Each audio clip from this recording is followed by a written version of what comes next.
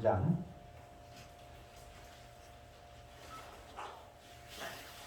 빌립보서 3장 1절부터 9절까지 교독하겠습니다. 종말로 나의 형제들아 주 안에서 기뻐하라. 너희에게 같은 말을 쓰는 것이 내게는 수고로움이 없고 너희에게는 안전하니라. 길들을 삼가고 행하는 자들을 삼가고 하나님의 성령으로 봉사하며 그리스도 예수로 자랑하고 육체를 신뢰하지 아니하는 우리가 곧 할례당이라.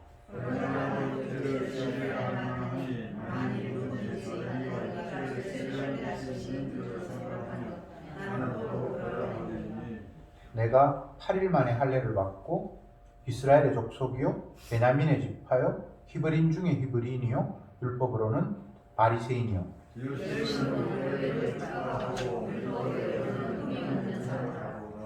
그러나 무엇이든지 내게 유익하던 것을 내가 그리스도를 위하여 다 해로 여길 뿐더러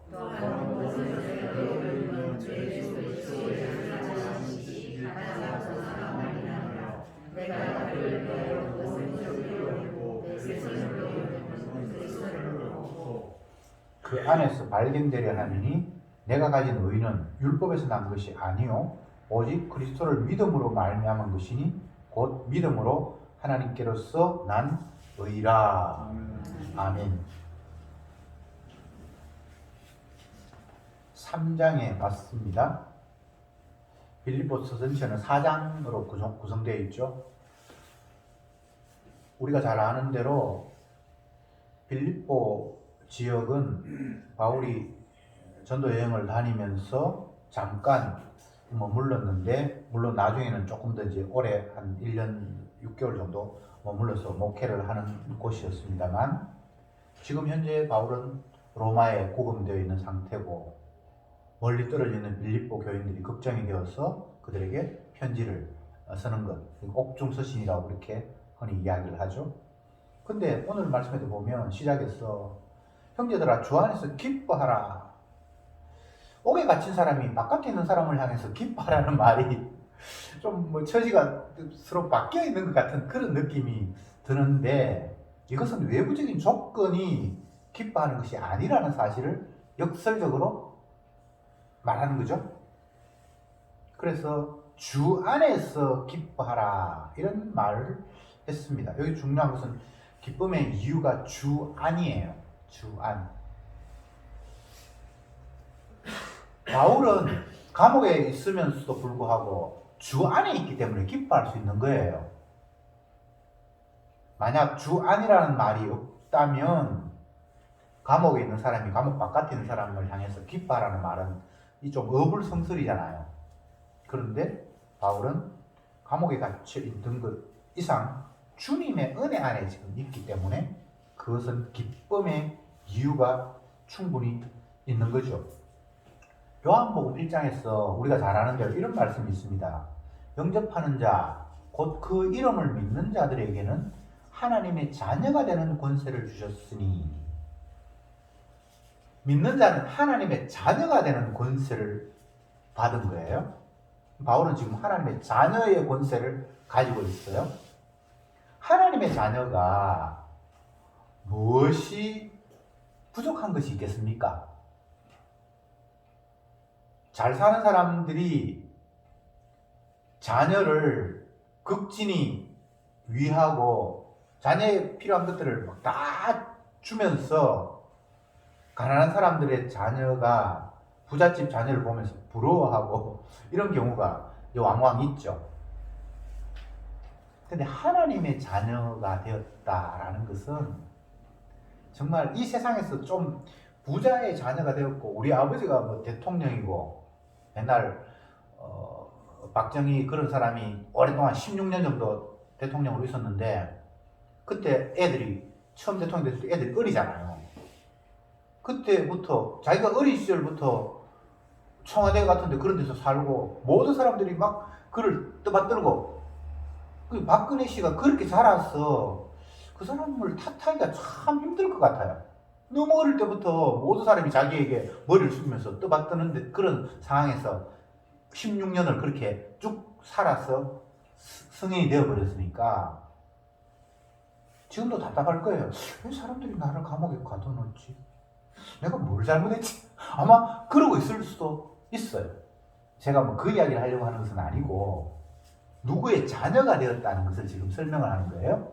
세상에서도 권세 있는 사람의 자녀가 되면 꽤 괜찮아요. 주위에 많은 사람들이 그를 우르르 보고 그 앞에 머리 숙이고, 그런데 하나님의 자녀가 되었다라고 하면 본인이 무엇에 굽신거리면서 두려워할 게 있겠습니까? 하나님의 자녀가 되었는데. 바울이 빌립보 교인들 향해서 하는 이야기가 주 안에서 기뻐해라. 왜? 너희들은 하나님의 자녀잖아. 세상으로 보면 뭐 이런 직업 가졌고 저런 직업 가졌고 경제적인 환경은 어떻고 건강은 어떻고 지식은 어떻고 학벌은 어떻고 다 차이가 있을 수 있지만 하나님의 자녀잖아. 너희들은. 그러니까 기뻐하지 않을 이유가 없잖아. 그 이야기를 지금 하고 있는 겁니다. 그러면서 이제 주의할 것을 이야기합니다. 2절에 개들을 삼가고 행악하는 자들을 삼가고 손할례당을 삼가라 이렇게 되어 있습니다. 개, 행악자, 손할례당 이건 다 같은 의미입니다. 쉽게 이야기하면 손할례당,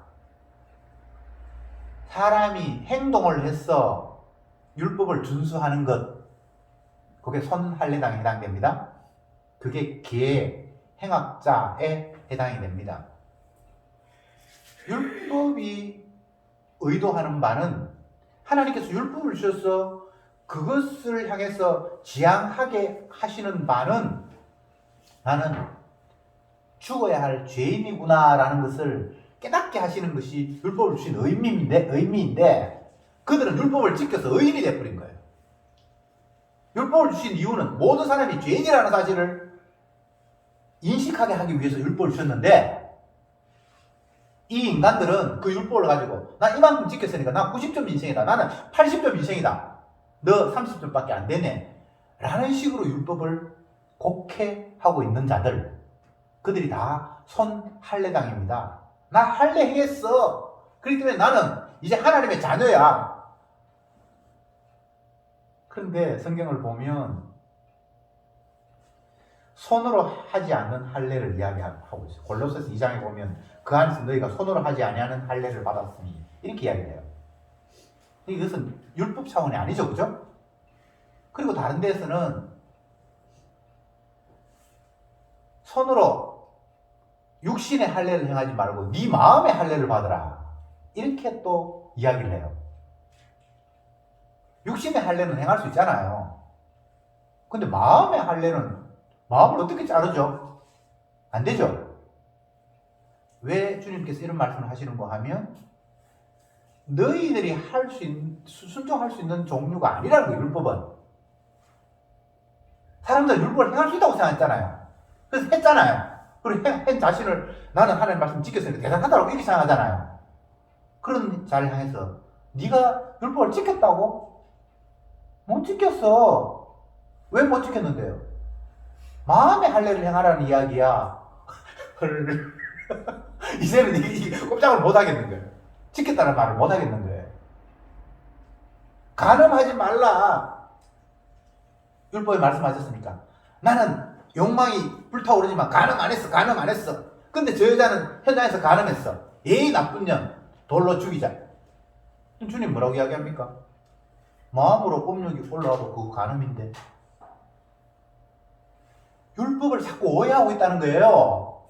율법은 지켰다 말라가 아니라 내가 하나님 말씀 앞에 이렇게 완악한 죄인이구나라는 것이 깨달아지고 그 앞에 머리 숙이고 죄인 되는 것이 방향인데 지켰다는 거예요. 그게 지금 손할례당이고 계라고 이야기하고 있고 또 행악자라고 지금 이야기하고 있는 거예요. 바울이.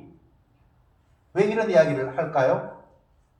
하나님의 말씀을 이런 식으로 사람들이 이해하고 있는 사람들이 엄청나게 많아요. 구체적으로 빌립보서는 그런 디테일한 내용들을 다 담지는 못해서 4장밖에 안 되는 짧은 글이니까. 근데 다른 뭐 고린도 전후서라든지 고린도 교회 보혜를 편지에 보면 굉장히 세밀한 게 나와 있어요. 율법을 지킨다고 뭐 우상 음식을 안 먹는다고 하고 뭐 여하튼 많은 일들이 성찬식 행한다고 하면서 뭐 아주 구체적으로 나와요. 율법을 지키려고 노력하는 모습들이. 근데 그게 다 하나님의 말씀을 오해하고 있는 거잖아요. 율법을 어떻게 지킵니까? 그래도 지켜야지. 지키는 정도가 아니라니까. 그 앞에 내가 얼마나 완악한가를 그 말씀 앞에 한번 이렇게 견주어 보라는 거예요. 자꾸 지킨다 그러니까 마음에 할례를 해야 되는데 이런 소리를 하는 거예요. 그러니까 그때부터는 이제 두 손 두 발 다 들잖아요. 마음에 어떻게 할례를 행합니까? 마음을 어떻게 자릅니까? 내가 심장을 칼로 찌르면 자르는 겁니까? 그것도 안 되잖아요. 욕망이 올라오는데 그걸 어떻게 내가 잘라요? 안 된다는 이야기를 주님 계속 하고 있는 거예요. 율법은 지키는 정도가 아니야. 내가 얼마나 하나님 말씀과 거리가 먼 죄인인가를 한번 비교해 보라는 이야기야. 율법에서 모든 사람들은 다 죄 아래 갇혀 있는 상태야. 그런데 손할례당 이런 사람들은 율법을 자꾸 지킨다고 이야기를 하고 있으니까 그들을 주의하고 삼가라라고 빌립보 교인들을 향해서 이야기를 하는 겁니다. 지키는 사람들은 자부심이 대단했어요.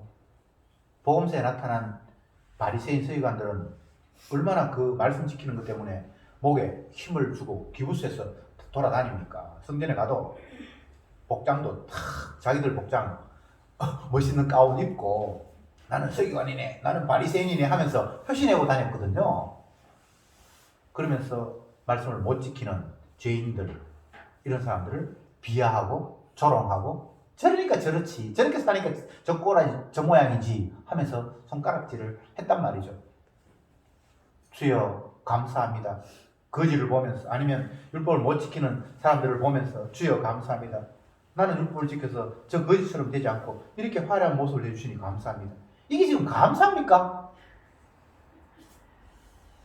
지 자랑하는, 지금 자랑질 하고 있는 거잖아요.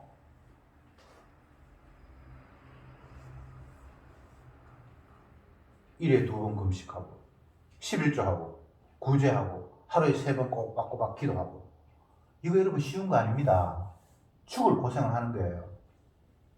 나이 50이 넘었는데 연예인들, 여자들, 예쁜 사람들 미모 자랑한다고 하루에 한 끼 먹는 사람도 있고 30년 동안 고기 한 번도 안 먹었다는 사람도 있고 뭐 희한한 사람 다 있어요. 정말 내가 대단하다고 이렇게 하는 거예요. 야, 저 사람 진짜 미모 좀 오래 갔으면 좋겠다. 근데 10년 더 지나면요 그거 유지 안 됩니다. 예. 처져요. 자꾸 몸이 살이 축축 처져요. 전이나도 그 사람도 보니까 텔레비전에 최근 나온 데 보니까 살이 좀 많이 처졌더만. 예. 얼마나 가꾼다고 노력하겠습니까? 근데 그게 한계가 있어요. 우리는 죄인이라는 사실을 드러내기 위해서 이 땅에 주님께서 보내셨어요. 그리고 죄인과 대비되는 온전한 의인을 하나님이 자기 아들로 이 땅에 보내셨어요. 비교해 보라고. 그러면 우리가 죄인 되면 되지. 자꾸 내가 의인이 되려고 하는데요. 나 가짜예요. 이러면 되잖아요. 진짜이신 예수님이 계시니까. 이게 어렵습니까? 어려운 게 아니라 안 믿으시는 거예요. 내가 가짜라는 사실이 이게 너무 화가 나는 거예요. 우리는 가짜예요. 우리는 죄인이에요. 죄인이라는 말은 의인 아니라는 말이에요. 무엇을 잘못해서 죄인이라는 개념도 있지만 처음부터 우리는 참이 아니라고 이렇게 만들어진 거예요. 첫째 아담, 인간, 아담은 가짜로 주님께서 만드신 거예요. 그러면서 참 아담, 두 번째 아담, 예수님을 진짜로 주님께서 보내시는 거예요. 이게 아버지의 뜻이에요. 근데 왜 가짜인 내가 진짜 행세 하려고 합니까? 죄인인 내가 자꾸 의인 행세를 왜 해요? 이게 다 마귀의 장난이에요. 나는 짜가예요. 그냥 그렇게 이야기하는 것이 은혜 받은 자고, 물론 내가 가짜라는 것만을 가지고 복음은 안 돼요. 내가 가짜이고요, 예수님이 진짜예요 라고 이야기하고 그게 복음이에요. 내가 죄인이에요 라고 이야기하는 것만으로는 복음이 안 돼요. 주님의 보혈에 피가 나를 깨끗게 했어요 라고 피를 자랑할 때만이 그게 합쳐서 복음이 되는 거예요. 어떤 사람은 자꾸 지 죄인이라는 사실 자랑하면서 그게 복음인 줄 착각하고 있는데 그건 아닙니다. 죄인이라고 내가 가짜라고 이야기하는 이유는 진짜를 드러내기 위해서 그게 배경이 돼야 되는 거예요. 군계 일학 이런 말이 있잖아요. 개는 닭개짜입니까? 예.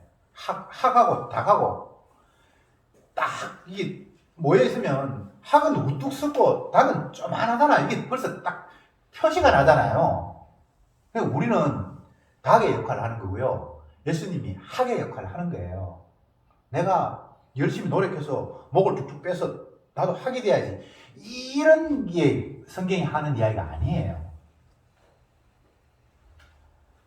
이게 은혜로 안 깨달아지니까 마치 닭인 내가 은혜 받아서 학이 되는 것처럼 그렇게 이야기하는 사람이 있어요. 그게 마귀의 장난이에요.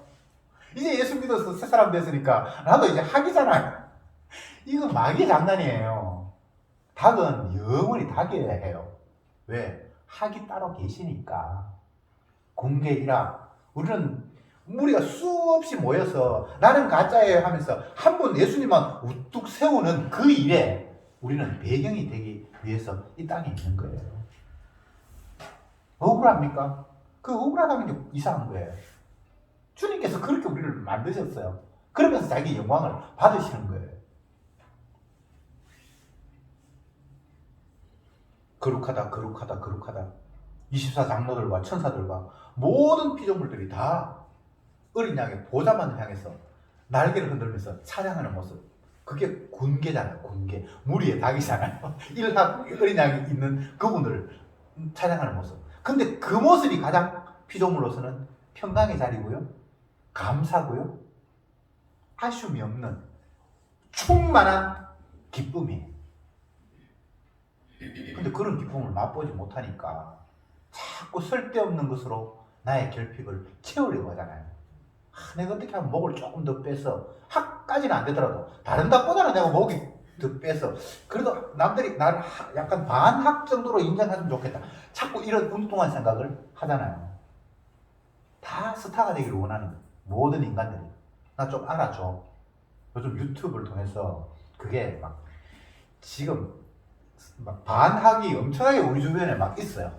닭보다는 조금 나은 학은 아닌데, 그래서 뭐 나는 내 유튜브에 몇만 명이 들어왔고 몇십만 명이 들어왔고 그러면서 막 목을 빼는 사람들이 지금 우리 주변에 엄청나게 많아요. 그래서 학되는 거 아닙니다. 닭은 학을 목표로 하는 게 아니에요. 무리의 닭으로서 하나의 학을 돋보이게 하기 위한 용도로 우리는 영원히 그냥 그 자리에 있는 거예요. 근데 그 사실을 깨닫는 게 은혜라니까? 뭐 은혜가 딴 게 아니에요. 닭이 학이 되는 게 은혜가 아니고요, 나는 영원히 닭이어야 되고 예수님만이 학이어야 합니다. 나는 주님을 돋보이게 하기 위해서, 우뚝 솟게 하기 위해서 나는 초라한 닭이어야 합니다라는 걸 깨닫는 게 은혜라고요. 이보다 더 쉽게는 제가 설명을 할 재주가 없네요. 기뻐하라, 기뻐하라. 바울의 서신에는 항상 기뻐하라, 뭐 이래 기뻐하라는 말이 너무 많이 나와요. 왜? 자기가 기쁘니까. 이미 주님의 자녀가 되었으니까 이제 더 이상 내가 이 세상에 닭들의 무리 가운데에서 평가받고 할 이유가 없어져 버렸으니까. 어떠니 저떠니 뭐 할례를 행했다, 서기관 바리새인들이 자랑하면서 나는 일에 2번 금식했다, 하루에 3번 기도한다, 구제한다, 11조 한다, 그따위 소리 하니까 바울이 오늘 열받아가지고 육체를 너희들이 자랑해. 율법 지킨 걸 자랑해. 나도 8일 만에 할례 받았고 혈통으로 이야기하면 나는 베냐민 집하고 히브리 중에 히브리이고 율법으로는 내가 바리새인이다. 흠이 없다. 내하고 율법을 한번 시합해 볼래? 바울이 그렇게 이야기를 하고 있어요. 그러면서 하는 이야기가 그거 다 배설물이야. 그거 주님을 위해서 다 헛된 거야. 왜? 주님은 율법 잘 지켰다고 우리를 의인으로 인정하고 자녀 만드는 게 아니야. 그럼 어떻게 자녀가 되는데? 제가 설교 초두에 말씀드렸습니다. 영접하는 자, 곧 그 이름을 믿는 자에게 하나님의 자녀가 되는 권세를 줬다. 율법 잘 지키고 뭐 몇 프로 지켜서 카트라인을 통과해서 하나님 자녀가 되는 게 아니에요.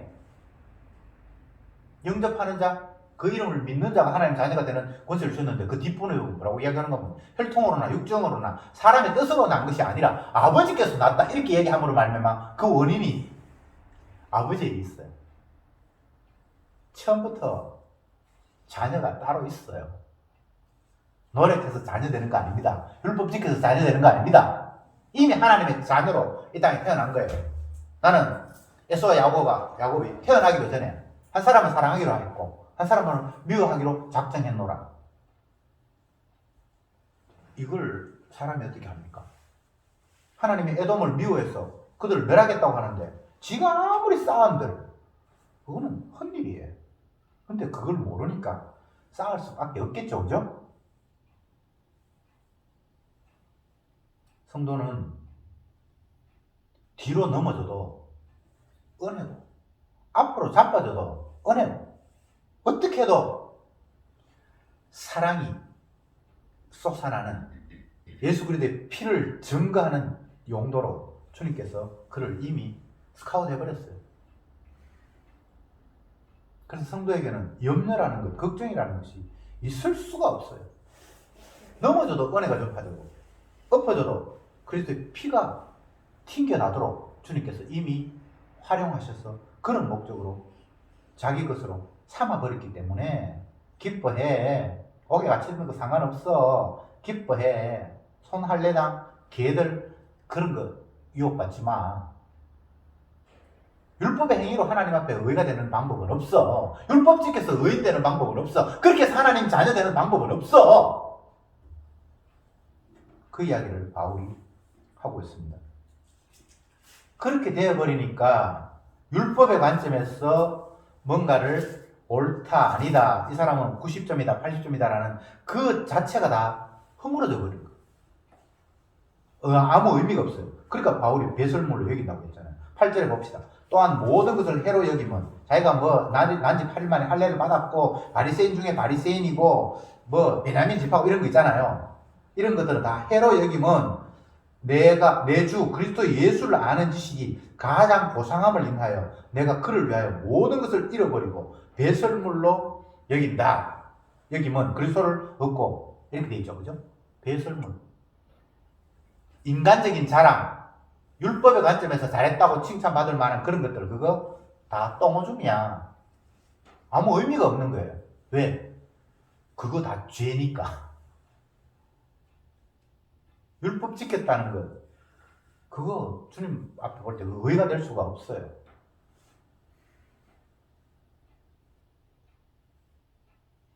구절 말씀, 그 안에서 발견되려 함이니 내가 가진 의는 율법에서 난 것이 아니요 오직 그리스도를 믿음으로 말미암은 것이니 곧 믿음으로 하나님께로서 난 의라. 그러니까 의는 내게서 날 수 있는 게 아니에요. 내가 율법을 지키고 그런 게 아니에요. 그분으로부터 의가 오는 거예요. 내가 열심히 발을 굴려서 한 발자국도 높이 올라갈 수 있는 방법이 없어요. 위에서 끄집어 당기니까 그냥 붕 뜨는 거예요. 내가 하느냐, 주가 하느냐, 이 싸움이에요. 이게 말은 간단한 것 같은데 내가 열심히 해 주님도 돕지 그런 거 아니에요. 그걸 정면으로 반박하는 게 로마서에 나타나 있잖아요. 다름질 하는 자로 말미암음도 아니요. 구원은 다름질 열심히 달려간다고 해서 구원해 주는 게 아니에요. 하나님은 스스로 돕는 자를 돕는다. 그게 대표적인 마귀의 소리예요. 열심히 하면 주님 우리를 긍휼히신다. 그건 마귀의 소리라고요. 이미 우리도 태어나기도 전에 하나님께서 구원할 자, 자기 백성 삼을 자, 사랑받을 자를 결정했어요.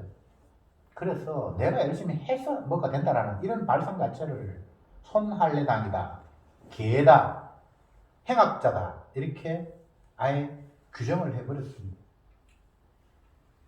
누가복음 10장에서 예수님께서 제 아들을 능력을 주셔서 둘씩 짝지어서 복음 전하라고 보냈어요. 그래서 갔다가 이제 다시 시간이 지나서 모였어요. 그래서 보고회를 합니다. 주님, 내가 어느 지역에 갔는데요. 어떤 사람이 뭐 이렇게 하는데 내가 어떻게 해서 주의 이름으로 쫓아내고 귀신도 쫓아내고 막 이렇게 능력 행한 걸 갖다가 막 자랑, 보고회, 간증을 했어요. 예수님께서 뭐라고 이야기하십니까? 귀신이 나가고 능력 행한 것으로 인해서 기뻐하지 말고 네 이름이 하늘나라 생명책에 기록된 걸로 기뻐해라. 자기들은 능력을 받아서 뭔가를 행했는데 그거 아무것도 아니야. 네 이름이 하나님 나라에 이미 딱 기록이 됐어. 그냥 그것 때문에 기뻐해야 되고. 그러니까 종류가 기뻐하는 이유가 전혀 다르죠, 그죠? 물론 이미 생명책에 기록되었고, 그래서 성령이 왔고, 성령이 왔으니까 주의 이름으로 뭔가 어떤 일들이 또 일어나겠죠, 그죠? 그러나 그 일이 일어난 것이 중요한 게 아니에요. 이미 주님 앞에 사로잡혔다는 거예요. 주님의 자녀가 되었다는 거예요. 주의 핏부림을 위해서 내가 부름받았다라는 그 사실이 원천이 중요한 거예요. 이 말은 어떤 의미가 있는가 하면 귀신이 나가고 안전뱅이가 일어나고 하는 것들은 마치 내가 주인공인 것처럼 내가 한 것처럼 그렇게 느껴지잖아요. 그렇죠, 그죠? 그런데 네 이름이 생명책에 기록됐다는 이 이야기는 내가 행한 거하고 아무 상관이 없잖아요. 오직 주님의 대신 희생, 살찌고 피 흘리심 때문에 일어난 일이잖아요. 그러니까 네 일이 중요한 게 아니고 예수님의 일이 원천이야. 원천을 바라봐야 돼. 주님이 피를 흘렸고 너를 이미 생명책에 기록했기 때문에 너에게 그런 일이 벌어진 거야. 파생적으로 원천을 보게 하는 거예요. 근데 우리는 자꾸 내가 돋보이기를 원하는 그 마음 때문에 나에게서 파생된 것을 자꾸 자랑하고 싶은 거죠. 그 말, 이 마음 이거 영원히 안 없어집니다. 그럼에도 불구하고 주님의 말씀이 떠오를 때에 성령께서 깨닫게 하실 때 다시 원천을 바라보게 되죠. 내 힘, 내 능력 이거 포기가 안 됩니다. 주의 이름으로 선지자 노릇하고 귀신 쫓아내고 권능을 행하고 이거 어떻게 잊어버릴 수 있겠어요? 여러분 누구에게 전도를 했는데 그 사람이 막 굉장한 불도였는데 모든 걸 회개하고 십자가 복음을 받아들인 사람이 한 사람이라고 있다고 치면 내가 그거 있겠어요? 그 사람 전도한 거 내가 잊어버릴 수 있겠어요? 못 잊지. 저 사람 옛날에 10년 전에 내가 처음 만났는데 내가 예수님 이야기하니까 콧방귀 끼더니만 절에 가고 뭐 지 이야기하더니만 결국 주님 믿게 됐다. 이 자랑하고 싶잖아요. 근데 그게 자랑할 일이 아니에요. 내가 한 게 아니라 주가 하셨고 그 일이 그러니까 내 자랑이 아니죠, 그죠? 귀신을 쫓아낸 거, 전도에서 누가 예수 믿게 된 거, 그거 자랑하지 말고 네 이름이 생명책에 기록된 걸 자랑하라. 이 말은 원천이 어디 있는지를 네가 봐야 되고 그것 때문에 그 일이 일어났기 때문에 너는 자랑할 일은 아무것도 없어. 네가 왜 너 스스로를 자랑하려고 착각을 해? 이런 의미입니다. 내가 받은 의는 율법에서 난 것이 아니다. 내가 어떻게 해서 된 게 아니다. 하나님께로서 났다. 예수님이 하나님이 자기 아들을 이 땅에 보내셔서 내 더러운 죄악들을 그 아들에게 담당시킴으로 말미암아 내가 의가 되었다. 그러니까 이거 뭐 내 자랑할 일이 아니잖아. 담당하신 그분을 바라보면서 감사해야 될 일이잖아. 이런 이야기를 지금 하고 있는 겁니다. 제가 성경 공부 시간에도 말씀을 드렸습니다만 이 대신한다는 것들이 성경에는 굉장히 큰 의미를 담당하고 있어요. 가짜고 우리는 예수님이 진짜고. 근데 진짜가 하신 일을 그 공로를 우리에게 뒤집어 씌움으로 말미암아 의가 만들어지거든요. 이것 외에는 다른 의를 주님이 인정하신 적이 없어요. 가짜가 노력해서 약간 변화된 것을 주님은 의라고 인정한 적이 없어요. 자동차는 아무리 속도를 내도 땅을 떠나지를 못합니다. 비행기는 속도를 내다가 땅을 휙 떠나버리잖아요. 근데 우리는 자동차예요. 아무리 노력해도 땅밖에 못 달리는 거예요. 근데 주님이 어떤 사람은 위에서 휙 땡겨버려. 그렇게 해서 떠나는 거지. 내가 속도를 열심히 달리다 보니까 그 가속도에서 떠대. 이게 거짓말이에요. 아무리 가속도를 내도 우리는 위로 올 수 없어요. 거기가 될 수 없고 하늘나라 갈 수 없어요. 근데 주님께서 나도 모르게 그냥 나를 집어서 버쩍 들어버리니까 내가 더 이상 땅에서 허우적대는 그런 모습이 아니라 전혀 새로운 환경으로 내가 발을 딛게 되는 그런 상황. 그것이 예수 그리스도 아니고 하나님의 자녀가 되는 모습이에요. 자녀가 될 방법은 없어요. 주님께서 부르시면 자녀가 돼요.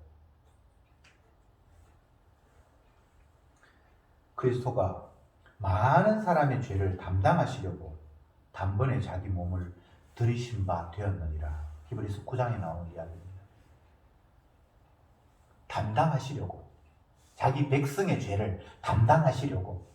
그러니까 주님이 담당하시지 않으면 의인 안 만들어져요. 예수님이 대속의 피를 흘리지 않으면 의인은 생산될 수가 없는 거예요. 인간들이 율법을 지켜서 의를 행한다는 것이 땅을 열심히 달리는 자동차잖아요. 아무리 달려보세요. 의인 되는가? 아무리 달려보세요. 뜰 수 있는가? 못 떠요. 주님께서 그 아들을 담당하게 하셨어요. 그 죄를 담당하게 하셨어요. 그러면 그 사람은 뜨는 거예요. 의롭게 되는 거예요. 베드로전서 2장에서 그 몸으로 우리 죄를 담당하셨으니 모든 사도가 동일하게 하는 이야기가 주님이 십자가에서 우리 죄를 담당하실 때만 우리 죄가 사해지고 의가 만들어진다는 거예요. 그런데 인간들은 그 의의 능력, 주님의 보혈의 피를 못 믿으니까 지가 열심히 율법 지키고 지 행동하고 지가 노력해서 의인이 될 수 있다고 거짓말을 시키는 거예요. 그러니까 그 율법의 행위를 얼마나 미워할 수밖에 없겠습니까? 인간의 행위를 미워할 수밖에 없는 거예요. 우리는 인간의 행위를 긍정하잖아요. 근데 복음은 인간의 행위를 주님의 행하심을 모독하는 것으로 밖에 말할 수가 없어요. 물론 세상적인 환경, 인간적인 환경에서는 사람들이 수고하고 노력하는 것들이 의미가 있을지 몰라요. 그러나 구원, 죄 용서, 주님이 말하시는 의에는 접근을 전혀 못해. 인간의 행위가 전혀 반대되는 거예요. 근데 여러분 이 땅에서 열심히 살면서 이걸 자꾸 의로 규정할 하나님의 나라와 연관 짓지 말고 그냥 이 땅에서 그냥 내가 열심히 한다. 그냥 그렇게 말하면 돼요. 길거리 가다 보니까 쓰레기가 있어. 그냥 주워서 수유소에 넣으면 그냥 내가 보기도 깨끗하고 다른 사람 보기 깨끗하지 뭐. 그냥 이렇게 얘기하면 되는데 내가 오늘 주님 앞에서 의를 행했다. 이거는 말이 안 되는 거예요. 보니까 걸거치니까 치울 수 있죠. 그건 그렇게 해야 되고. 네. 그러나 그것은 주님 앞에 인정받을 수 있는 의는 아니에요. 내 좋고 다른 사람도 그냥 좀 편하고 깨끗하고 그런 정도의 수준이란 말이죠. 우리는 나도 모르는 사이에 내 행동, 내가 수고하고 땀 흘린 것에 대해서 점수를 줄 수밖에 없습니다. 의미를 부여할 수밖에 없어요.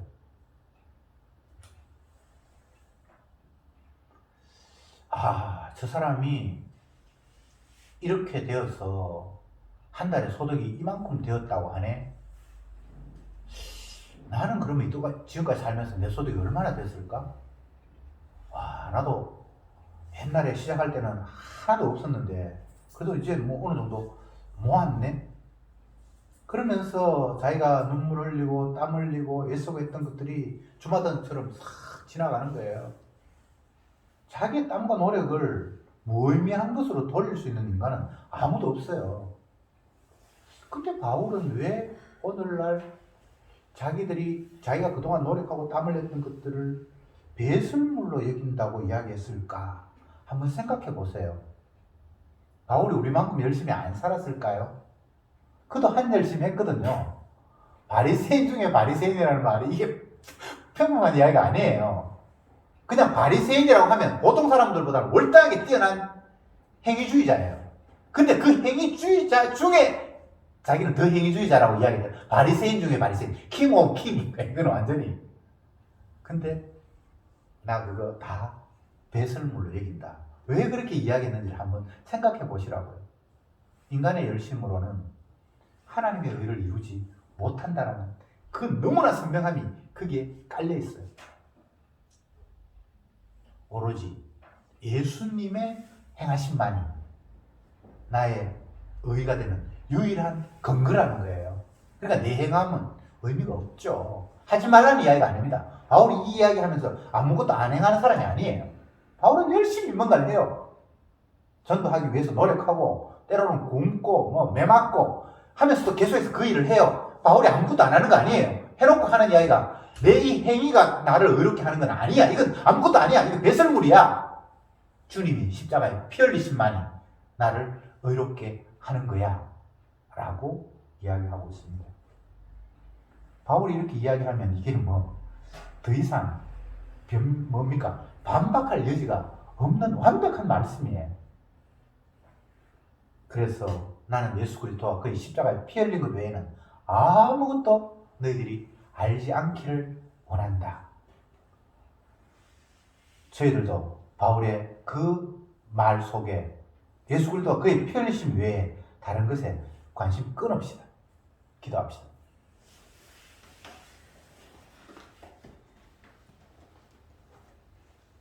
피 흘림이 없으면 사함이 없느니라. 그 아들 예수의 피가 우리를 모든 죄에서 깨끗게 하였느니라. 이 너무나 명확한 주님의 약속의 말씀, 이것 외에 다른 기쁜 소식은 없다는 사실을 오늘도 말씀을 통해서 확인했사오니 주여 손 할례당 내 행위로 뭔가를 이루어보고 그것으로 하나님 앞에 복을 따내겠고 천국을 가겠다라는 이 마귀적인 발상을 주여 날마다 삭제시켜 주시옵소서. 내 행함이 아니라 예수님의 행하심만이 우리를 의롭게 한다는 사실을 입을 열어 자랑하는 저들이 되게 하옵소서. 예수님의 이름으로 기도드립니다. 아멘.